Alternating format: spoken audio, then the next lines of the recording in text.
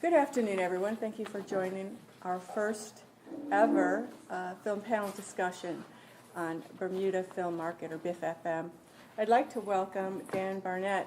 He's the Chief Commercial Officer for America's Cup, and Bermuda is hosting the 35th America's Cup in 2017. So Dan is overseeing the commercial program for the America's Cup Event Authority and Team Oracle USA. So he deals with all the partnerships and broadcasting, broadcasters and sponsors. He's not involved in the actual broadcasting itself. It's more the rights and the royalties thereof. Prior to joining America's Cup in San Francisco, he was a legal counsel and vice president of broadcasting. So he's got a very varied background, including ACEA, the European Football Governing Body, or UEFA, Japanese-based video game company with Sega, the MTV networks in London. He has a law degree from Leeds, and originally trained as a lawyer in London, but broadcasting and sports caught his attention. It's interesting what has happened with America's Cup, Dan, in terms of changing from kind of a gentleman's sport played quietly and not with a global view, but as of last year or the last cycle, things have changed. The game has changed, and you're on the forefront of helping make it internationally recognized. That's right, and firstly, thank you very much for having me. Look, the America's Cup is the oldest trophy in sport. It's iconic, very well known. The first one, as you mentioned, was in 1853, where the Royal Yacht Squadron in the UK had a race around the Isle of Wight. The Americans came over and then stole it off us. The boat was called America, and what people don't often know is that that's why it's called the America's Cup, because of that boat, America. They kept effectively they went back to New York and they donated the cup to the New York Yacht Club, and they effectively gifted it to them for friendly competitions among competing nations. And so it stayed there until 1983. So the New York Yacht Club actually had the longest successful defense of a cup in sports as well, which is 25 times in a row. We had Dennis Conner here for a fundraiser earlier this year, and so he had some comments about that. Yeah, I'm sure he did. Yeah. So after that, it went off to Australia, then back to San Diego, had a little stint in New Zealand, and the Swiss won it, but held it in Valencia, and then back to the US now. So what effectively happened when the Golden Gate Yacht Club with Larry Ellison and Russell Coutts won it back in 2011, Russell, who's our current CEO, had this vision to revolutionize the sport. He wanted to bring it to the masses, and he wanted to make it effectively commercially sustainable. And so the way you do that is, I think, four things really. Firstly, you make it relatable and understandable to the public. Secondly, you show the excellence in the sporting competition. Thirdly, so if we take the first two, I mean, relatable and understandable. The America's Cup, as you mentioned, wasn't a mass-watched sport. It was effectively white sails on a blue background. So what we looked to do was revolutionize the television broadcast. So if any of you have seen it now, you have the live line broadcast on the screen. You can see what's happening, and so it's relatable and understandable to a non-sailing audience.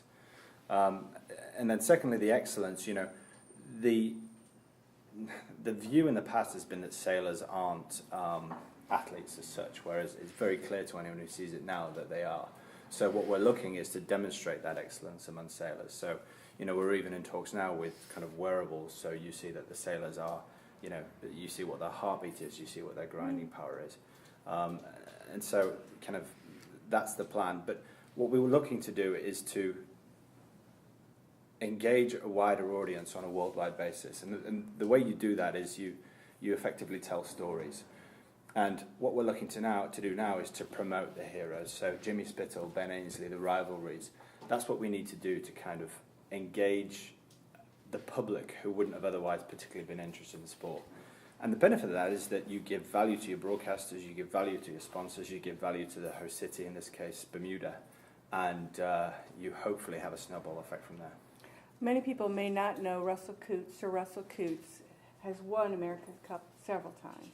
That's right. And he also has created a yacht style called RC-44, which was just racing here.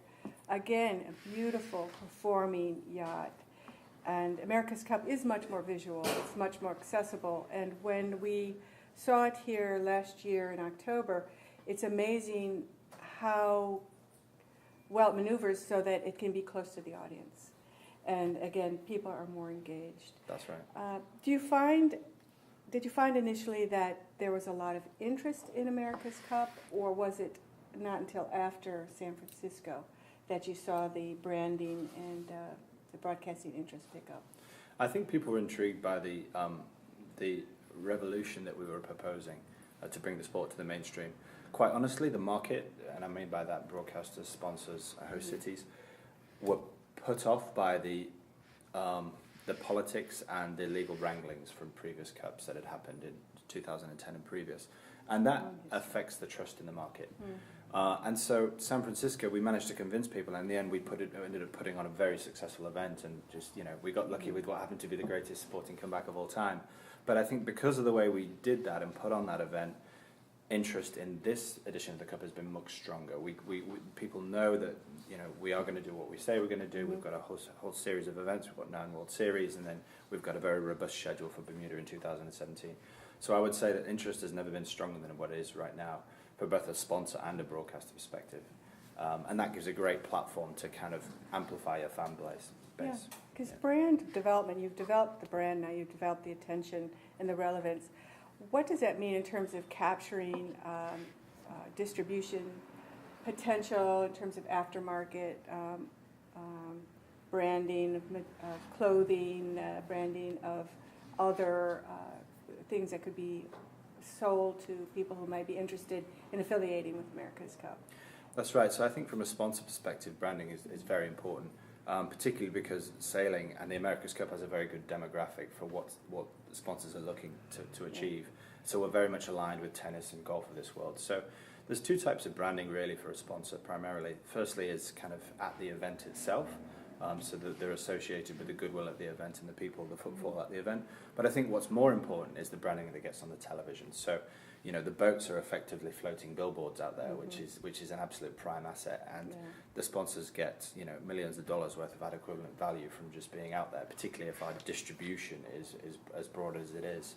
But there's also virtual branding graphics. So we actually have 2 separate feeds because of the regulations in Europe.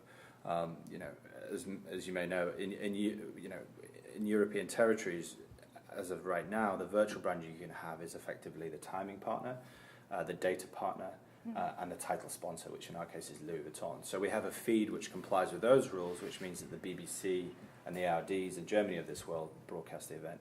We then have a second feed for the US where the product placement regulations are much more relaxed, so we can have a lot more branding for the sponsors on that, which is key for all of our sponsors worldwide because the US is such a key market.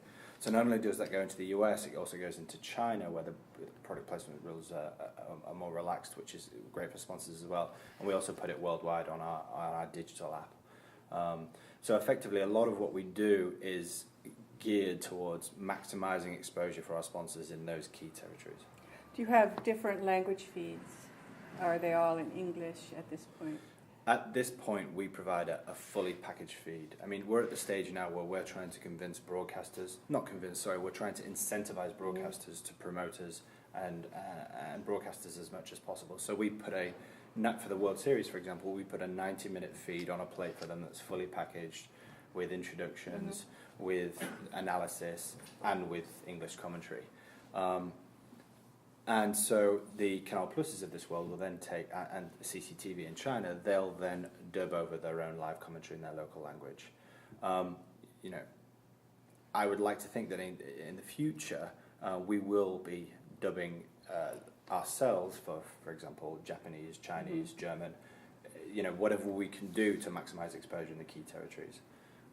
We do for news, I think for the last event in Oman, the last few weeks, we had 10 separate types of news that went out as a teaser after the Saturday and after the Sunday, which were in all of our key languages, which we then pump out to the news desks. Because, quite frankly, on a Saturday and a Sunday, you've got sporting competitions all over the world, and it's a very busy marketplace. So, the more you can do to put something on a plate for someone, the better it is for us and for our sponsors.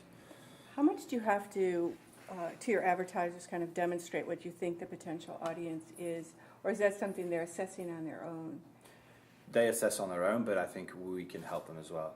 I mean, gone are the days where a sponsorship arrangement is done where you stick your finger in the air and you pick a number, particularly in the US market, but also now in Europe and Asia. Every decision that's made by a CEO and CMO is based on data analytics, which is based on viewership, the quality of the branding that you see on the screen. And so we do our own analysis of that. We have from every possible angle of every possible team, every possible event. And so we pick what we think will apply to a sponsor, and we demonstrate that through data. So we're not talking hypotheticals or not asking a CMO to take a punt on us, because quite frankly, in a lot of instances when major brands are deciding which sport to go with, it's sometimes easier for them to pick a soccer or an NFL of this world where they know it's a safe bet. Whereas with us, we provide more value for money. But in the past it could have gone wrong, whereas now that's not the case. In fact, what we're even doing is suggesting a KPI model to our sponsors whereby they don't pay unless we produce viewership in their key territories, and that's working very well for us. And KPI stands for? Key performance indicators. Okay. So if you reach X number of viewers in China across live and news, and our sponsor visibility during that program is at least 8% of the overall time. So it's really as kind of intricate as that. What is your distribution of your broadcast rights? You say China, you say Germany, England, America. Are you finding a faster increase outside of the U.S., or is U.S. still very solidly the core of your broadcasting? I'd actually say Europe is the core of our broadcasting. Europe has always had a very strong following in the America's Cup. U.S. as well now, because obviously it's the defending nation. I think as with all sports, the most involved nations are ones that have skin in the game. So we've got six teams from 6 different nations now, and so you'll naturally find that they have the strongest interest in the cup. But then there's also interest from other territories that don't have a vested interest as such, and they're great for us because they're key for our sponsors as well, the likes of Germany, Australia, and now China as well. Do you find broad viewership on your app is significant as a market, or is it tracked in a different region, or is it tracked as part of the Americas and China and Europe? Yeah, honestly, I think the viewership on the app is a direct reflection of interest. I mean, for me, as much as you promote an event in different areas, I think viewership is a reflection of interest rather than the other way around. So it directly correlates with television viewership and media interest and news interest. So there's no kind of black swans there, basically.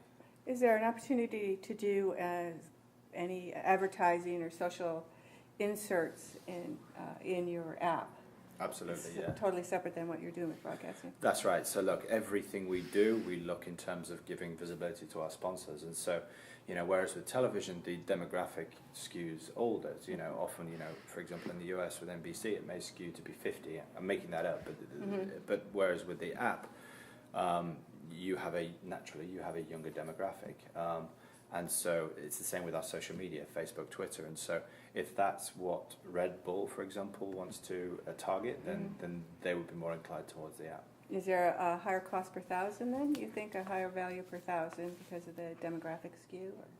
Honestly, I think it depends on what they're trying to achieve. I mean, BMW's demographic is very, very different to a Sperry or a Red Bull. And so it's literally what works best for them. But the thing that we do is, because we're the host broadcaster, as in we are producing the broadcast ourselves, and we also control our own digital app, we can effectively cater to the needs of our sponsors. So we're not doing the CPMs, we're not doing it on a clicks basis, we're doing it where we look at the needs of the sponsor and we over-deliver to them. Because effectively, like I said before, we're in a competitive market with other events, and so our key goal right now is to show sponsors that we give them incredible value based on what they've paid us. Is the contracting customized per region? What we're looking at the film market here is streamlining the whole administrative and contracting and rights releasing aspects so it's less complex. Yep. Because if you're doing it separately, it's usually each contract is customized, it's taking a tremendous amount of time and effort, and you have to do things each region separately, or are you able to come in with a standard contract? And Yeah, no, I mean, look, in my past as a lawyer as well, I understand that the complexities of the multi-jurisdictional nature of licensing. Yeah. And in essence, it's the same here. You know, we spoke to a few entities about doing a global broadcast deal. That didn't quite work out because we thought we got more value going market to market, and so that's what we've done. So we have a standard form that we've tried not to be too onerous with, and we've tried to make it reciprocal and equally balanced, so that we go in with our standard form, and sometimes you get heavily negotiated and other times you don't. But I think you have to take a commercially view so that you're not being obstructive to the greater good here, but at the same time protecting your own interest, your IP interest, the interests of your stakeholders. But during the last Cup, we were broadcasting 203 territories. I think at the moment we're at 150. We should be up, the 200 mark by the end, and that's a lot of contracts. You're looking at 30, 40 contracts. yeah, you have to have contract administration, which is workable. Yeah. And with the rights distribution, do you have hub agents to watch what is where things are being shown and that they're properly licensed by region, or how do you address that? So, I mean, from our side, it's relatively simple because we don't have too many sub-license arrangements. So when we broadcast, say, in the UK, our preferred model at the moment is you have a live deal with BT Sport, and then you have a highlights deal with BBC, which is obviously free to air. So you get the value from the pay broadcaster who's going to promote you heavily and are invested in the product, and then you get the mass audience from the BBC. So we only effectively have two deals there, but we do it all internally, but we do keep a very close eye on, firstly, the extent to which our broadcasters are promoting us, so they're not warehousing the rights because they've got them exclusively, but also we're keeping an eye on whether there are any illegal streams, and we do that in and around each event, because effectively the only thing that drives value for broadcasters and sponsors is exclusivity, and the minute that's breached, you're seriously diluting your property. Yeah, and your revenue and your brand value, and Yeah. that would be very important. I guess the last question I would have is, how important is being in Bermuda? Has that assisted you in terms of dealing globally with the various broadcast entities that you're in Bermuda, which is between the two time zones, but also a unique legal and economic situation?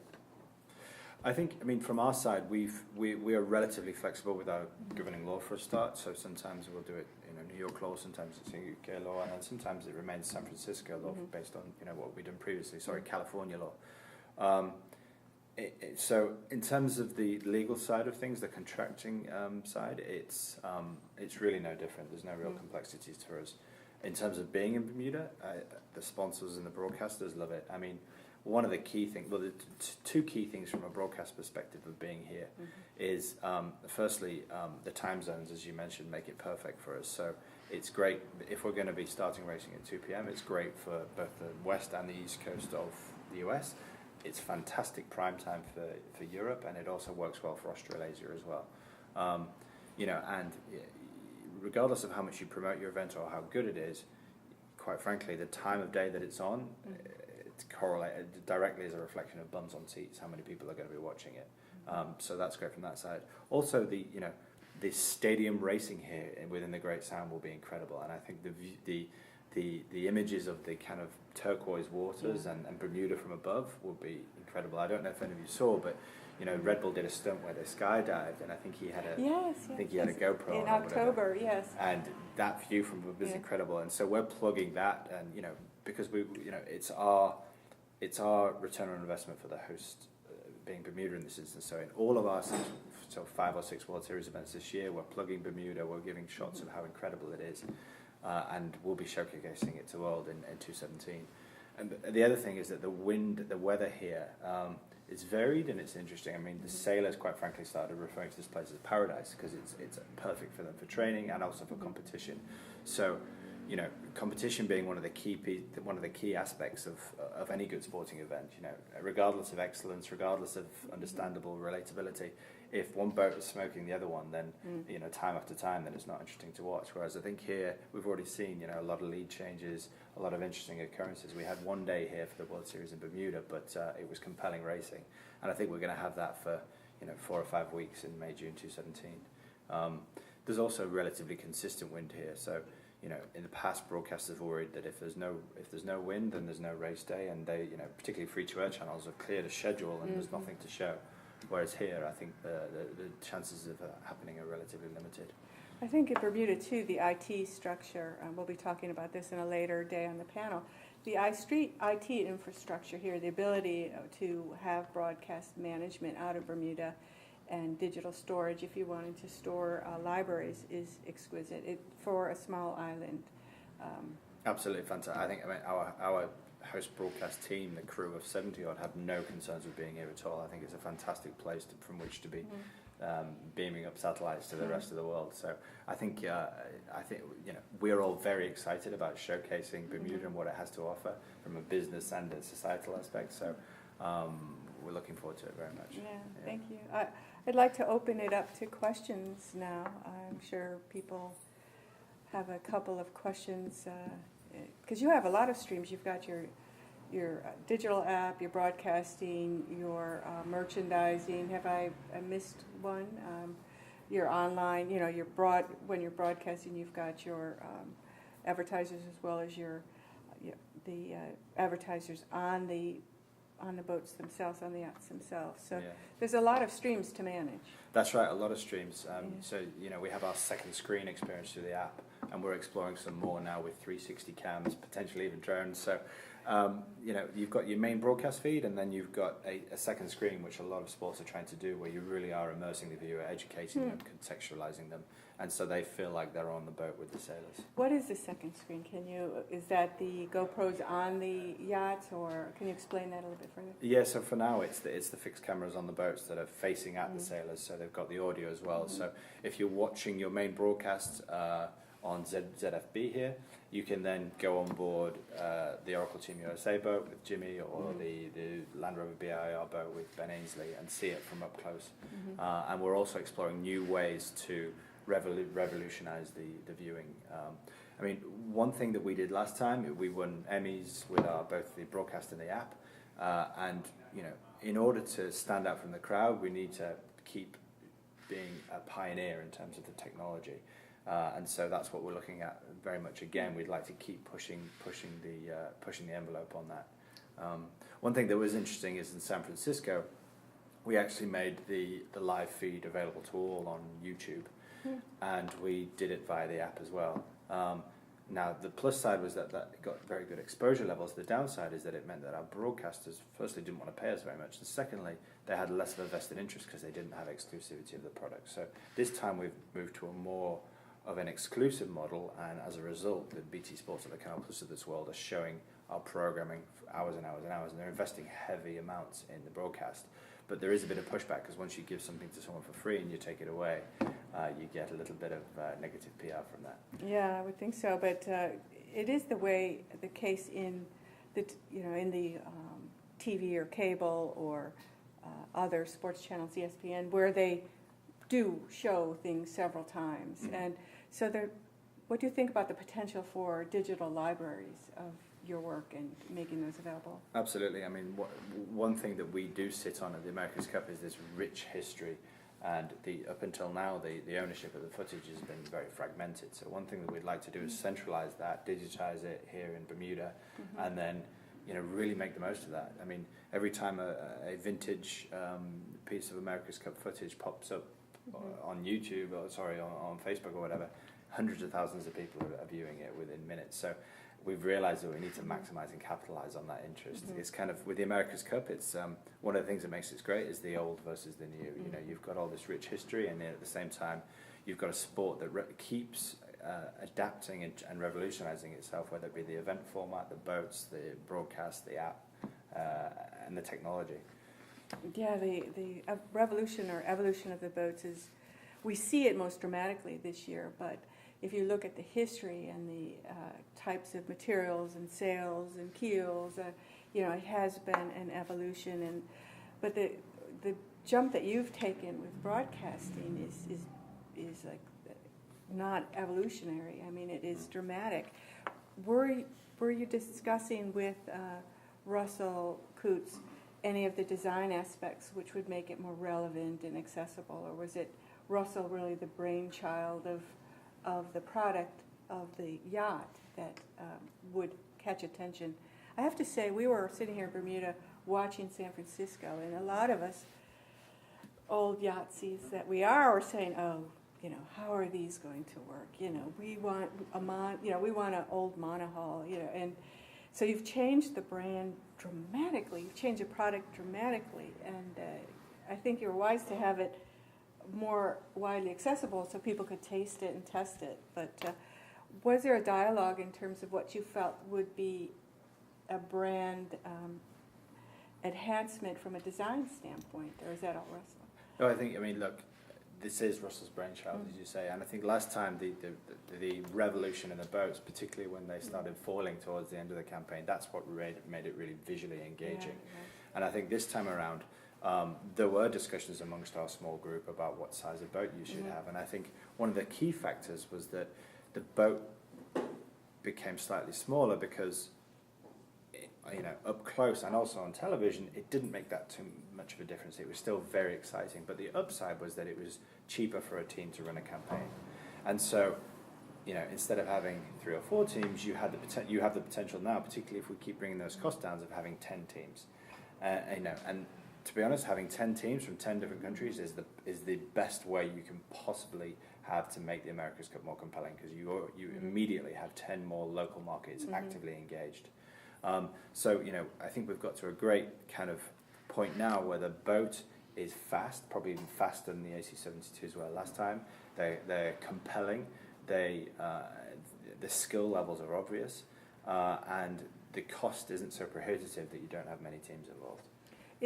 Are the broadcasting costs much higher in that you have all the GoPros and miking? And because I was just thinking of the experience of the first foiling yachts in San Francisco, and that second feed, as you say, really did change the interest level for me in the yachts. Have the broadcast costs to produce it gone up exponentially? Or the broadcast costs are not cheap, and you do not recoup those costs simply from broadcast rights fees from your broadcast partners. It's an investment that you make to bring sailing to the world such that your viewership is big enough to get a return on investment for your sponsors that are on screen. But I think we had to make that investment to bring the broadcast to the world, because otherwise you're not going to make that splash like we did. So we've done that, and still the costs are expensive now, but less so because of we've learned ways to kind of bring the costs down, but at the same time have effectively the same product which is being distributed. So it's not cheap. It's probably one of our biggest line items on the budget, but we think it's absolutely necessary to engage the public. I can't think of another sport, and correct me if I'm wrong, where you really do have that in your back pocket view. We have the Grand Slam here, and TBN would broadcast it, but it was fairly standard. We had the tennis, the XL, but that was a while ago, and standard broadcasting. But I can't think of many other sports that have that. No, that's right. You've got the best of both worlds, really, because for the finals last time, and in fact for this time as well, the plan is to have 2 helicopters up there. So you've got audio and cameras on each boat, so you're up close with the sailors, hearing what they're saying, seeing what's happening from their perspective. And then you've got the helis at the top, which give you a picture of where they are in conjunction with the race course, which helps you tell us the story of the racing, which is what you need. And then the third thing, as I said before, is the live line to help sailors and non-sailors understand, the wind direction or the boundaries and how it all fits in. And so the other thing we've done is, less so than the boat size, we did have a lot of input in the race course and the length of races.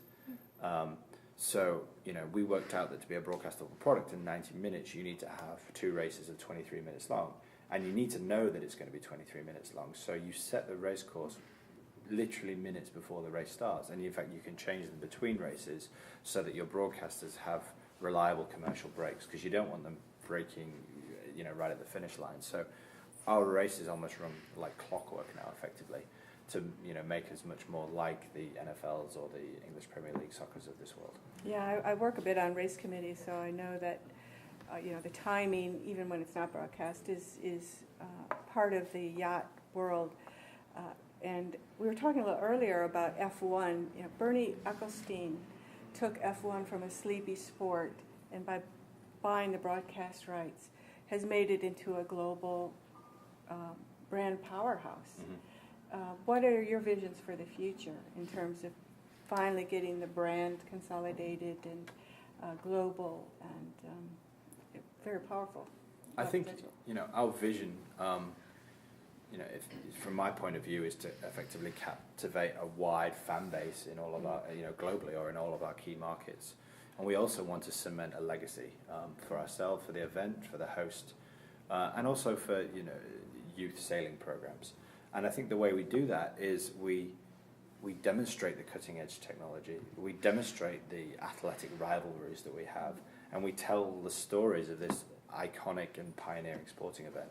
So everything we're doing right now is with a view to having a quality product that really makes people turn their heads, and amplifying it as far and wide as possible. Yeah, it's interesting you say the youth program. It's an endurance program here, and is it SMART, where they're learning science, math, art, architecture. Yeah. I don't know all the elements in the acronym, but it's engaging the youth. Is this part of your longer-term strategy for the brand, or is this just a give back? Because I know there's a lot of sailing here amongst the younger people, and Bermuda is really looking forward to having more global sailors. But from my perspective, it's also a great way to create continuity for your brand. Yeah, I think that's right, and I think it's one of our biggest focuses right now. We're focusing on Bermuda. It is a give back, but it is something that from Russell CEO downwards, we all feel very passionate about, and I think it's working incredibly well locally.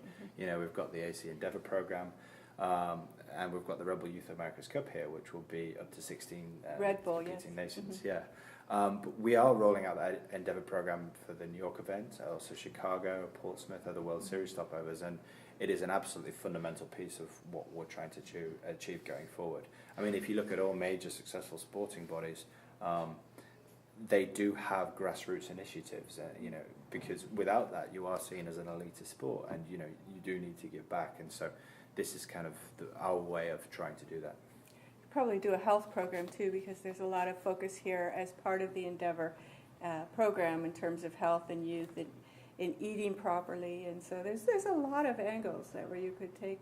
It's pretty impressive what the guys we've got. It's effectively local staff that we've got here who are going into the schools talking about nutrition. The sailors are getting involved. We're gifting, doing up and gifting secondhand boats. So it really is a kind of a feel-good movement, and it's gaining a lot of momentum. Yeah, and it's really engaging the youth. And I know there are questions out there. I just want to know who's the first one, Neil. I'm just wondering, if you go ahead with the drones, will we still have 2 helicopters, or the sky's going to be pretty crowded? Yeah, it's an interesting one, isn't it? I think, our concerns with drones in the past was that they couldn't carry the load, they couldn't be up there for the right amount of time. But, more and more as they're developing, they do seem to be becoming a viable option. Now, whether that happens in 2017 or it's something you look at in the future, who knows, but it's something we're monitoring very closely. And my personal view is within 5 years, I think the Tour de France, the Gulf will all be done by drones. Yeah. I have to say the helicopter pilot was amazing in getting in there and staying stationary. And those guys are pretty special. Yeah, they're. Could I Bill? just ask a question, please, on the more from the content side of it when you're talking about broadcasting? Yeah. The feed that you're talking about, I mean, maybe I'm misunderstanding it, but the feed that you're talking about, are you talking about the event itself, the broadcasting of the 4 or 5 days, whatever it may be, so that when you're talking about going through the app, then on the app, then I can watch it live? Yeah. But sort of between today and that date, what are you doing other things? Yeah, Or is your broadcasting team focused on, getting enough cameras out there and getting enough sound and so on and so forth, just for, the boats and the waters? Yeah, I mean, it's a very good question. It's something we're looking at very closely. So we've got 6 events this year, and our broadcast team is fundamentally, so for a World Series event, we have a Saturday and a Sunday, which is 2 or 3 races on a Saturday. We're playing around with that concept to see what works the best, and then the same again on a Sunday.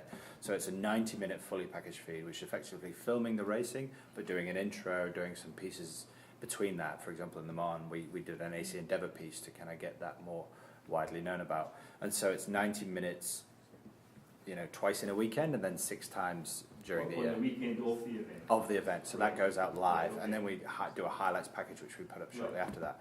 But now what we do find is that in order to keep momentum of interest, you have to have some kind of programming between those events. And so what we're trying to do is kind of tell the stories of the sailors or of the technology or of our heritage in the meantime. As it stands, that's mostly short form pieces that we pump out through social media and through our sponsors, but without that, you can't have these spikes, those peaks and troughs in content. It simply doesn't work, and we found that to our detriment. For a number of reasons, after the great comeback in San Francisco in 2013, we had to arrange to find a host city. We had to agree a protocol, etc., because of the way the Cup works. And so we had a period of more than a year and a half where we had nothing. And so instead of capitalizing with the momentum of the previous event, we went dark and people forgot about us, which was not. Not like for example, the Champions League or something like that. You go through the prelims and the qualifiers. Every Tuesday, Wednesday, you've got something leading up to obviously the final, the FA Cup finals. That's right, yeah. So you've got eyeballs week over week over week over week over week over week. That's right. Ad nauseum, nonetheless.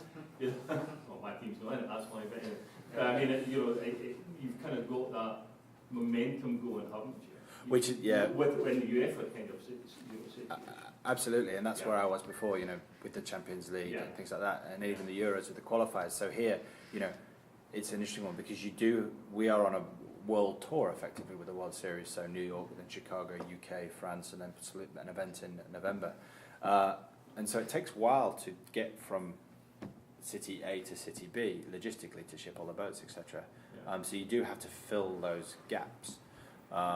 So we can't be doing week after week after week. What we will have is, I think, 25 days of racing, approximately, I'm not exactly sure, during May and June 2017. So we will have a real build-up of interest, and you start educating the public and they understand what match racing is about and what it means and who their preferred team is, which sailors they like, etc., etc. So we will have that continuity then. In that 25-day period? That's right, yeah. We're also looking into potentially having an event in January, February of 2017, quite frankly, to fill that gap between the last event in November and May, because you've got to keep the public's interest. It's an interesting study in terms of global production, because a lot of filmmakers are filming in different global regions for a particular film. It might be 2 or 3 regions. Their timeline is a little different because they might be doing just a shooting script, which is not sequential. But for you all, it's really pack up everything and go, and you don't have broadcast people in each venue. You're actually taking the whole truck and dropping it in. Yeah, it was something that we discussed very closely because, I don't know if you know, but a lot of our host cities actually run the events themselves. So Team Origin, which is Keith Mills's group, run it in Portsmouth. You've got the same in Toulon, same in Japan, and other places. So the discussion was whether you let a local production company or even the local broadcaster film the event like you do have for the Champions League, or whether you centralise it all. And I think what we the conclusion we came to is that filming America's Cup and this sailing event is such a specific skill that we wanted to do it centrally, particularly if, for example, even though some of the hosts host their local events, Louis Vuitton is the title sponsor of the entire series, and so we need to ensure that consistency of programming, of quality, etc., etc. Yeah, that makes a lot of sense, and it is very specific, very complex broadcasting actually, because moving very quickly.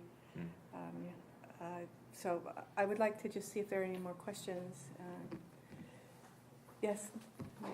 Oh, quick one. Are there any advantages to being here for optimizing your revenue, like tax-wise or anything else?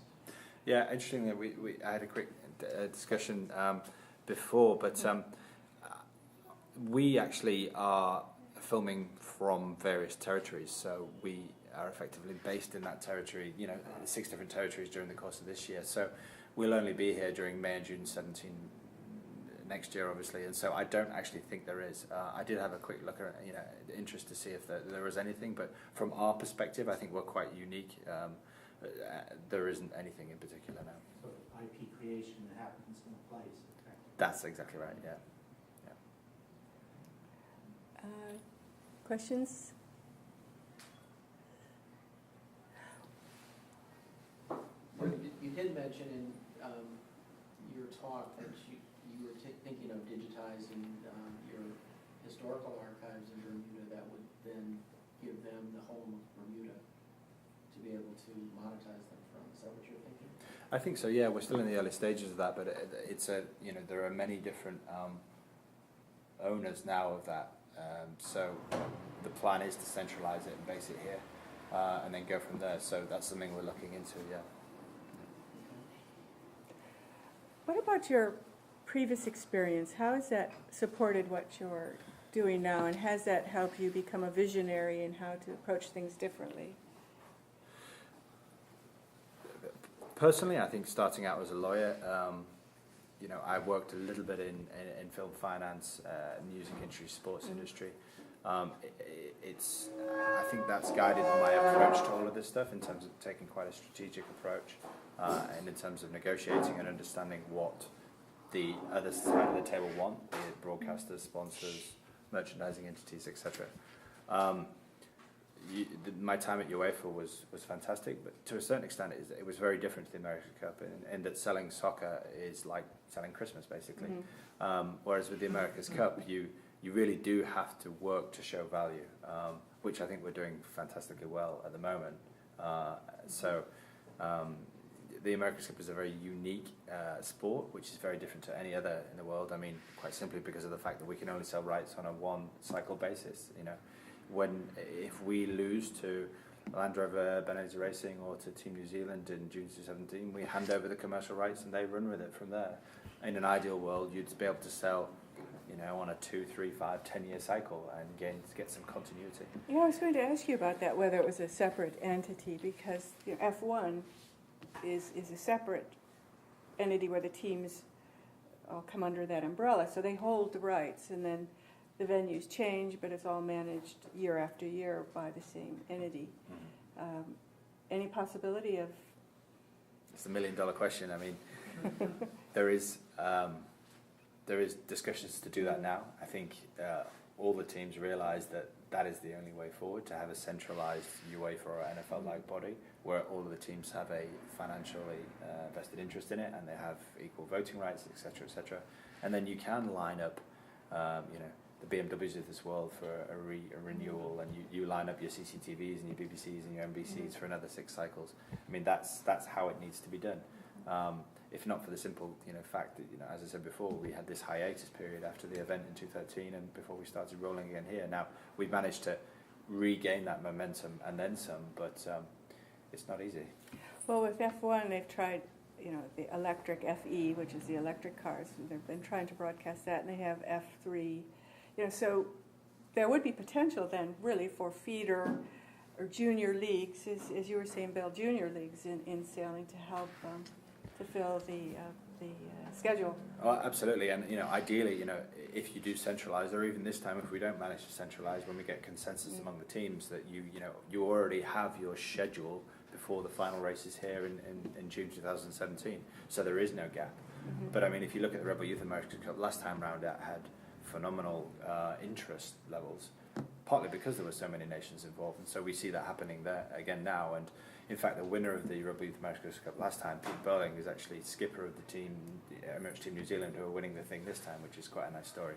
But the Rebel Youth America's Cup does give you that feeder league, so to speak. And it also makes the sport more relatable and aspirational. You know, what you don't want is youth, you know, young kids thinking, how would I ever get on that boat? I don't see the progression to that. Whereas now with the Rebel Youth America's Cup, you've got trials in 16 different countries, and people can see how they can eventually end up being Jimmy Spittle on the back of the Oracle Team USA boat. Yeah, it was great with the RC 44s. There were the Red Bull teams of young youth, you know, they're, 18 to 24, actually on the back of the boats experiencing it. It was quite exciting. Yeah, and there's going to be a Bermuda team this time, so that'll be interesting. Excellent, excellent. Do we have more questions? All right, well, you are free to go, free to mingle. I'm sure people will ask you questions one-on-one, and I really appreciate your coming by. Thank you very much. Thank you.